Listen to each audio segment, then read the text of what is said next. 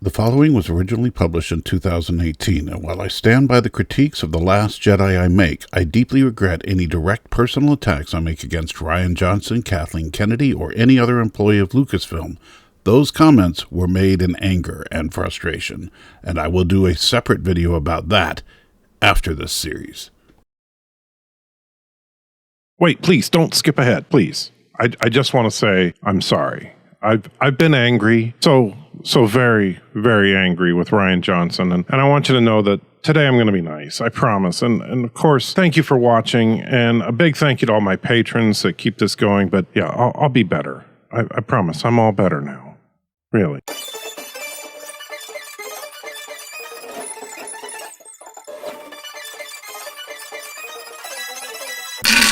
I really did not want to do a before I get started section today. But before I get started, I need to give props to Nettie Winter, who caught a problem in the score. Now, the problem was caused by a quantum fault in my Type R phase discriminating amplifier. Now that the fault has been discovered, we'll move on now. Last time on the Anti-Trekker, I really made some fanboys mad by saying that Star Trek beat Star Wars in a fight. Okay. I know that just the existence of autopilot would not be a deciding factor. I actually do want to do a comparison of the technology of the two franchises sometime soon, and I may do that eventually, but I was just making a silly joke. And for those of you that are thinking, but wait a minute, George Kirk had to pilot the USS Kelvin into Nero. First of all, get a girlfriend. Please note that Michael J. Crawford, aka the Anti-Trekker, does not in any way suggest that hardcore fans of Star Wars and or Star Trek do not have girlfriends, even though they don't. And second of all, they've actually made a point that the autopilot was damaged from all the damage to the Kelvin, and so there was an on-screen, in-universe explanation as for why George Kirk was sacrificing himself. Whereas Captain Dummy here was sitting at the controls of a ship that was out of gas, so even if there was no autopilot, he was not able to fly the ship anyway. And now, I know some of you are no doubt discussing, even as we speak, the various autopilots shown in Star Wars. And yes, there are several direct and indirect references to autopilot. Anakin in The Phantom Menace trying to turn off the autopilot to prevent going to the battle site. Luke telling R2-D2 that he would like to keep his X-Wing under manual control for a while in Empire Strikes Back. And, of course, in the original Star Wars, the simple fact that during most of the trip to Alderaan, Han and Chewbacca were hanging out in the rec room with Luke, Obi-Wan, and the droids. But Rian Johnson has apparently never seen any of these. Perhaps he should have just called up his old buddy, J.J. Abrams. Hey, JJ? Oh, I'm sorry, he's not here. Can I help you? Well, yeah. I want to kill this random guy in my movie, but I can't come up with an excuse for him to die. Well, you could just do what JJ did. He wrote a line that said that the autopilot was broken. Well, that could work, but it's just not subversive enough. I'm sure I'll think of something better. I want to give a special thanks to Jamoiq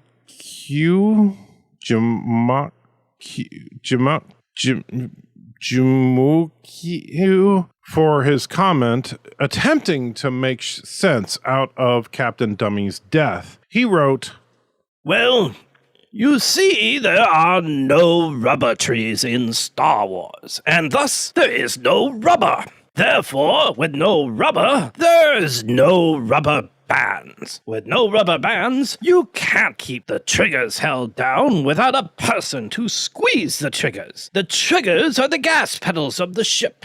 So, if he took his hands off the joysticks where the ship still had gas, it would stop accelerating, and then it would get overtaken and shot down. So, he had to keep holding the joysticks while the last transport left the frigate to ensure it could make it off the frigate before the frigate got blown up. Yup, because of a lack of rubber trees, that is why he died."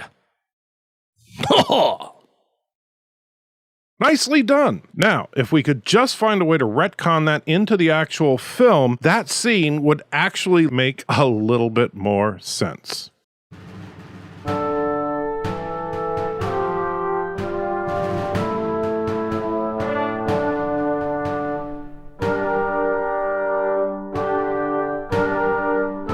After the pointless death of Captain Dummy, we get to return to Canto Bight. Yay. So the guards at the jail where Finn and Rose are being detained are playing cards, while BB-8 is sneaking around in the background, because earlier... What was that? Not now, lovey. On a roll.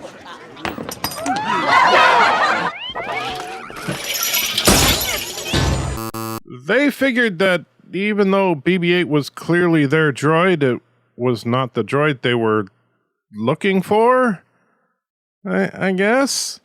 So Rose is concerned that the fleet is running low on fumes, and Finn checks his little fuel gauge and... Wait, what? Hold on. Look. I know I caught some flack for being upset about Poe's fuel gauge at the beginning of the film showing Western script numbers. And some of you argued that, Well, Star Wars has always used Western script numbers. It's just the letters that are alien. Unless, of course, you're watching the special edition. while others of you argued, Star Wars started out using alien numbers. But starting with the special edition, they changed it to Western numbers.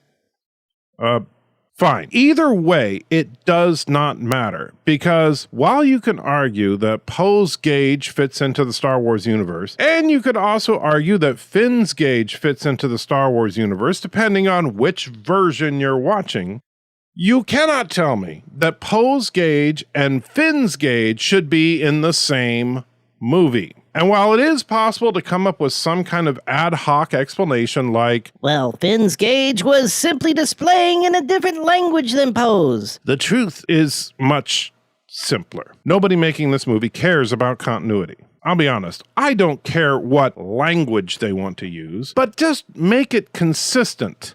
But whatever. Subversion. Yay. Anyway, Rose and Finn meet DJ. Without a codebreaker to break us onto Snoke's Star Destroyer. What do we do? I don't know. Unless you got a thief in your pocket, our plan is shot. I can direct. What? What? What? Sorry, I just couldn't help but overhear all the stuff that you were saying really loudly. Okay. Why do I hate this little bit? Well, you see, up to this point, in the plot, we've been told that there are only two people that are capable of hacking the First Order security. Those two people would be Maz Kanata and the Master Codebreaker. So they had to find a very specific person. Since Maz Kanata was unavailable, they had to find the Master Codebreaker. They were unable to reach the Master Codebreaker, and they happened to meet with DJ, who happens to also be a hacker or codebreaker or whatever you call it in Star Wars tech talk. Given that, there are a couple ways to approach it. One would be that DJ was actually the Master Codebreaker all along, and the guy at the craps table is a red herring, which we could discover as we find out that maybe DJ also has a red flower on his lapel. Which, silly as that may sound, I could buy into that because DJ just seems more like the type of guy that Maz Kanata would like, given the crowd that we've seen her hanging out with before. The other way you could do it is the way they actually did, that DJ just happens to be a very competent code breaker himself and happens to be at the right place at the right time to help them out, which, while that seems a little contrary to the earlier dialogue about just how they need the best of the best and the only guy that they could do it would be this master code breaker, I can just say, meh. Despite its underwhelming approach, I can get behind it. So you might be thinking, well then, why is Anti-Trekker going on this long-winded thing about DJ when he appears to not have any major beef with the guy? Because it's not DJ that offended me in this scene. Let's look at that clip one more time. Without a codebreaker to break us onto Snoke's Star Destroyer. What do we do? I don't know. Unless you got a thief in your pocket, our plan is shot. Did you get it? No? Listen carefully to Rose and Finn one more time. Listen to their choice of words. Without a codebreaker to break us onto Snoke's Star Destroyer. What do we do? I don't know. Unless you got a thief in your pocket, our plan is shot. So what's so special about this dialogue? Well, it almost perfectly illustrates the lazy writing of this entire film. If we are being at all consistent, Rose would say, without the master code breaker, blah, blah, blah, blah, blah. But no, she says, without a code breaker. And of course, Finn replies, without a thief in your pocket, our plan is shot. So literally a few seconds before we meet DJ, who happens to be a thief and a code breaker, we have Rose and Finn say that they need a thief and a code breaker, which would be okay if not for the fact that they have to change how they refer to the code breaker in every other scene in this film. If you wanted the dialogue to be at all consistent with what we've seen before, you could have done something like this. Finn, what are we gonna do? Without the master codebreaker, we can't get to the tracker on Snoke's ship. Yeah, but unless you are a master thief, we're not getting out of this room. I can help you out of this room because I'm a master thief. And if the price is right, I can get you anywhere on Snoke's ship because that master code breaker you were after, I taught him everything he knows. So yeah, previously I proved I'm a better editor than the editor of The Last Jedi. Now I think I could prove that I'm a better writer of simple dialogue than Rian Johnson. Hey Disney, you want a Star Wars movie that doesn't suck? I am for hire. Finn and Rose refuse DJ's help, so he casually breaks him out of jail. I guess he was just there to take a nap or something. Despite the fact that DJ obviously has some serious skill, Finn and Rose decide to go in the opposite direction as DJ, and we find out that had DJ not been there, BB-8 would have gotten them out anyway because he bound and gagged the 4 guards somehow. Remember, this is the same droid that was literally tossed out of the bar. How exactly did BB-8 do this? I get that BB-8 might have some cool tricks up his in his ball, but where exactly does BB-8 keep all the gags? This is really making my head hurt. In what I'm sure Rian Johnson thinks is a clever act of subversion, DJ points out that it is impossible for BB-8 to have done this. And then, of course, it is never brought up again because the Force. But then another guard comes in, and BB-8 reveals exactly how he took down except that he doesn't. Instead, we see BB-8 shoot the guard with coins that he'd been carrying around inside his ball the whole time. And before you say, well, how do you know he didn't use more coins to take out the other guards? The answer to that is simple, because there were no coins lying around. After he shoots the new guard, there are coins all over the place. And besides that, the coins are not even enough to stop the guard. DJ has to hit the guard with his boots that he has hanging around his neck for reasons. The Force. So 4 more guards are hot on the trail of Finn and Rose, and they cleverly figure out where they are because they forgot to close the indoor manhole cover that they went through behind them, I guess. Wait, now I'm not sure that's not just an indoor unsecured manhole. It's sure to... No, that's an indoor unsecured manhole, all right, in space jail. Wow, the stupid Force? Oh, and speaking of stupid, can we stop and appreciate for a moment just how stupid the Canto Bight guards are? Lock down all the exits. Wait. I mean, I literally had to stop and say, no, they didn't just do what I think they did, and rewind it and watch it again, and yep. So the guards come in, and one of them literally has to walk around the open manhole before the other one behind him realizes where Finn and Rose might have gone. I mean, seriously, the buildings all shake when the races are going on. There's unlocked escape hatches in the prison. Who designed this place?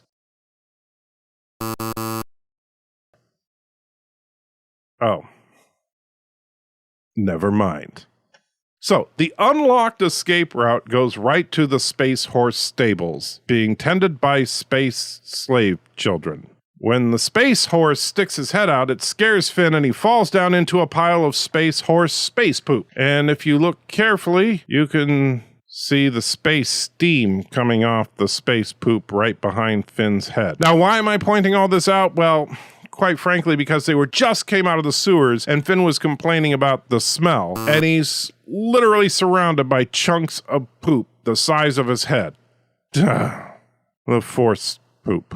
With only a few hours left before the Resistance is crushed, they're on the run from the local police. They're surrounded by slave children and evil rich people. Rose decides to take a moment to feel giddy about the cute giant space horsey for reasons. I guess we're supposed to feel like it's sweet that Rose can appreciate the animal, but frankly, she should be more worried about Finn that just took a nasty fall than about how cute the 12-foot tall space horse is. But then her smile turns to near tears because she realizes that the space horsies are being abused. Okay, look, please don't think that in any way, shape, or form I'm endorsing animal abuse. But let me just point out two quick facts. First of all, Rose could not have suddenly seen the scars on the space horse because you can clearly see in the shot that the scars are facing away from her. And second, they are trying to save the 400 surviving members of the Resistance who are going to die if they do not complete their mission. We can worry about the space horsey later. Seriously. Rose comes to her senses and she and Finn Rose decided that the space horsey is more important than the lives of all the members of the Resistance. So she decides to let Space Biscuit out of his pen. And when she opens the gate, she finds cute little space slave kid. So to show the kid that she's not a bad guy, she shows him her super secret decoder ring. Wait, what? Okay, one more time. This movie takes place immediately after the events of The Force Awakens, which means that up until a couple of days ago, the Republic was in charge. So why would you need a secret decoder ring to show that you were secretly a member of the Republic? And okay, even if I could get past that, saying maybe Rose had it because the Resistance worked behind enemy lines and she needed it for undercover operations, because, you know, Rose, the person whose job it is to guard the escape pods, is always being called on for undercover missions. So assuming all that, let's say you went somewhere in the world today. Let's go to India, where it's estimated that as of right now, there are about 14.3 million slaves. That is today. Now, let's say I go poking around in a city in India and I come across a frightened slave child, and I show that child that hiding in my ring is the seal of the United States. Do you think that child would immediately think, oh, cool, he must be a friend? Well, that is exactly what happens. Apparently, these kids are extremely politically aware. And in about 20 seconds flat, the kids who were scared out of their minds not only trust Finn and Rose, but they put their lives at risk by freeing all the space horses as a distraction. Finn and Rose, two people who have never seen a space horse before, ride the horse out of the stables. Now, let me be clear about this. Remember that kid I showed you from 1978? Well, here's that same kid from a few years earlier. Yes, that is me. And yes, this was on the ranch that I grew up on. I have been riding horses since the mid-1970s, so I speak from experience here.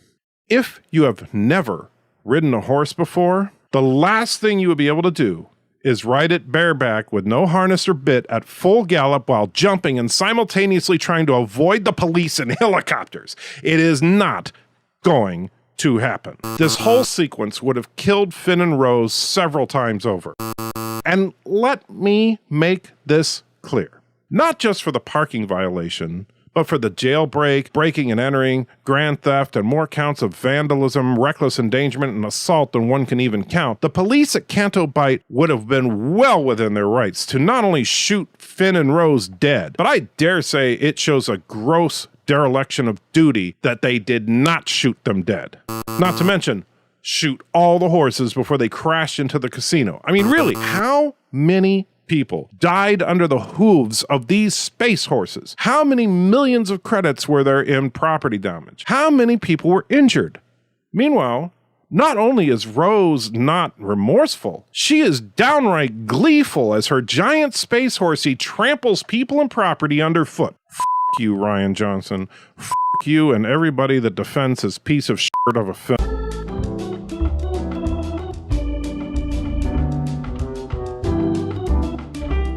I wish that this was the worst part of it, but it's not. It was worth it, though. To tear up that town, make them hurt.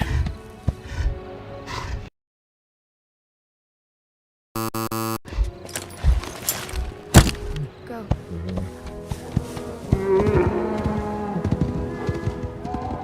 Now it's worth it. And once again, I'm going to show you the original edit of the film, followed by the anti-Trekker edit of the film, that I think would be a little more, we'll just say, honest. Go.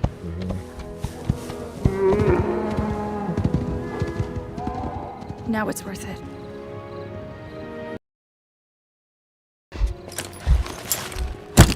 Go.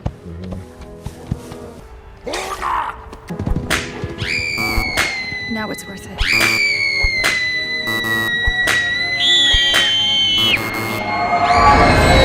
Oh, look! DJ and BB-8 are buddies now. Yay, I guess?